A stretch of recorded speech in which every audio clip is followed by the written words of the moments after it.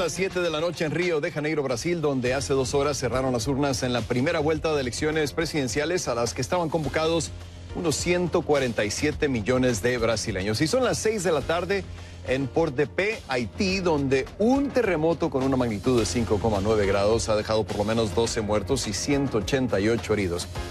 ¿Qué tal? ¿Cómo están? Feliz domingo. Bienvenidos a la primera edición de Mirador Mundial, donde cubrimos las noticias que marcan el curso de la historia. Soy Rafael Romo desde el Estudio 6 en la sede mundial de CNN en Atlanta. Así comenzamos.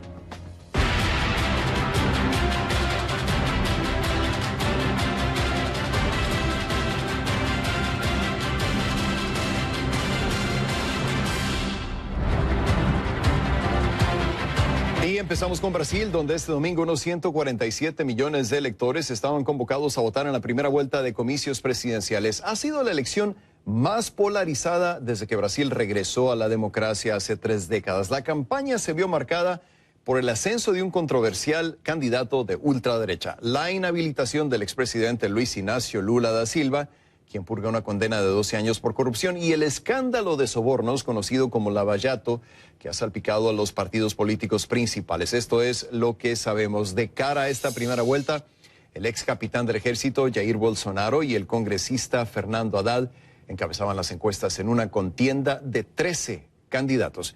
Se esperaba que al menos 11% de los electores dejaran sus boletas en blanco, según una encuesta de Ibope, un voto interpretado como de rechazo para todos los candidatos. Además de presidente, los electores brasileños también iban a escoger a 27 gobernadores y cerca de 1.600 legisladores en todo el país. Vamos a Río de Janeiro con Francho Barón, quien ha estado monitoreando este proceso electoral desde muy temprano. ¿Qué tal, Francho? Muy buenas noches para ti. ¿Qué tan pronto podríamos empezar a conocer resultados preliminares? Saludos, Rafael. Pues en cualquier momento ya deberíamos empezar a tener los primeros resultados, los primeros recuentos, los primeros escrutinios del Tribunal Superior Electoral. De hecho, más del 50% de los votos ya han sido escrutados, con lo cual a partir de esta hora, justo a las 7 de la tarde, es cuando se han cerrado los últimos colegios electorales en el estado amazónico de Acre. Bueno, pues deberíamos tener ya en cualquier momento por parte, como decimos, del Tribunal Superior Electoral los primeros resultados. Sí te puedo decir que el Instituto Ibope acaba de hacer público un sondeo en boca de urna, pie de urna, que indica la celebración de una segunda vuelta electoral en Brasil. Es decir, según Ibope, según el sondeo hecho por Ibope, no habría una victoria hoy por parte de ningún candidato suficiente como para que se cerrasen estas elecciones. Ibope dice que el 45% de los votos podría haber ido al candidato ultraconservador, Jair Bolsonaro, y que el 28% habría ido a Haddad. Pero insistimos, esto es un sondeo a pie de urna, hay que esperar aún datos oficiales, así que vamos a dar un poco de tiempo para ver cómo evoluciona esta jornada electoral. Sí, entonces todo apunta, Francho, a que estaríamos yendo a la segunda vuelta. Solamente es una encuesta la que estamos viendo, pero muy indicativa, y ya lo mencionaban las encuestas en las últimas semanas de que sería necesaria esa segunda vuelta del 28 de octubre, ¿no?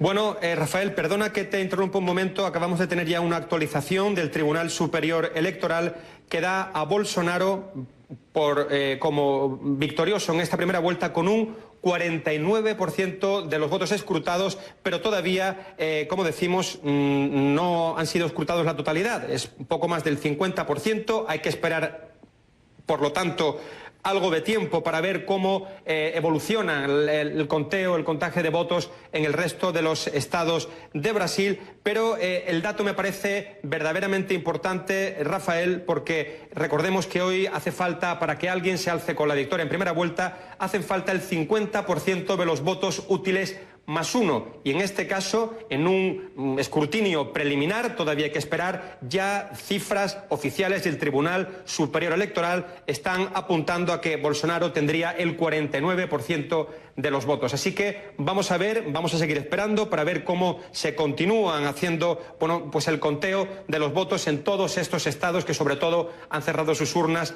en la última hora, para ver si realmente esta tendencia se confirma o si, por el contrario, se revierte de alguna forma. Extremadamente significativo, Francho, sobre todo si tomamos en cuenta que hace un par de meses estaba en del 18 al 22%, según algunas encuestas. Y hay que recordar, y lo mencionábamos más temprano, Francho, que hay algunos sitios en el país en donde todavía no cierran las urnas. En la Amazonía se deduce que el voto estaría a favor de Bolsonaro o no necesariamente. Bueno, esto depende mucho de los estados, Rafael. Hay que ir viendo caso por caso. Evidentemente, los estados amazónicos son estados donde el agronegocio, por ejemplo, tiene intereses desde hace ya muchísimos años, intereses que lleva intentando defender en el Congreso muchas veces de forma infructífera debido a la protección que existe en este país en términos medioambientales de toda esta región.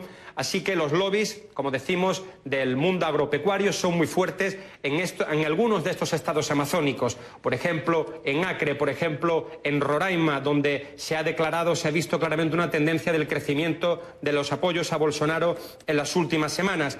Estos estados han cerrado sus urnas, como decimos, hace una hora, el grueso de ellos. El último, Acre, que es el único que tenía 2 horas de diferencia horaria con Brasilia, acaba de cerrar hace cuestión de 5 minutos, con lo cual el conteo todavía debe estar iniciando aquí. Pero, insistimos, una cosa que a mí me llama mucho la atención, Rafael, es cómo los sondeos de intención de voto en algunos casos no han estado para nada acertados en los últimos días. En el caso de Río de Janeiro lo vemos claramente, como se mostraba una tendencia del voto masivo, sobre todo a 2 candidatos, a Eduardo Páez y a Romario, y sin embargo hoy hemos visto como en los sondeos a pie de urna ha crecido de forma considerable. Te hablo de una diferencia, de un error de 25 puntos en comparación con lo que estaba previsto ayer. Un candidato, Wilson Witzel, así que no se puede dar, si hay algo claro en esta elección, Rafael, es que no podemos dar nada por hecho y que hay que esperar un poco más. Sí, siguen las tendencias que hemos visto en otras elecciones, en otros países, que las encuestas están completamente equivocadas. Francho Barón con el reporte en vivo desde Río de Janeiro. Regresaríamos contigo en cualquier momento. Gracias, Francho. Y para analizar a fondo el significado de estos comicios en Brasil, quiero presentarles a mi siguiente invitado. Le doy la bienvenida a Gustavo Segre, socio del Center Group y profesor de la Universidad Paulista, quien nos acompaña en vivo desde Sao Paulo. Bienvenido a Mirador Mundial, profesor Segre. Gracias por estar con nosotros. Acaba usted de escuchar los resultados. 49% para Bolsonaro, son preliminares, pero ¿quién lo hubiera pensado hace un par de meses, no? ¿Le sorprende, profesor? No, de hecho el jueves pasado en una entrevista radial en Argentina mencioné que era improbable, pero que podría ser posible que Bolsonaro gane en primera vuelta, y está muy cerca, sobre todo, Rafael, considerando que por lo que estoy viendo en este momento, las urnas que han sido escrutadas son prioritariamente del norte y nordeste con el 48%. En el sudeste, donde el partido de Bolsonaro tiene mayor peso, Minas Gerais, São Paulo y Río de Janeiro, solamente el 11% de las urnas han sido escrutadas, con lo cual es posible que este resultado sea alterado. Está muy cerca de ganar en primera vuelta. La legislación brasilera establece que con el 50% de los votos válidos más un voto, cualquier candidato sería automáticamente ganador.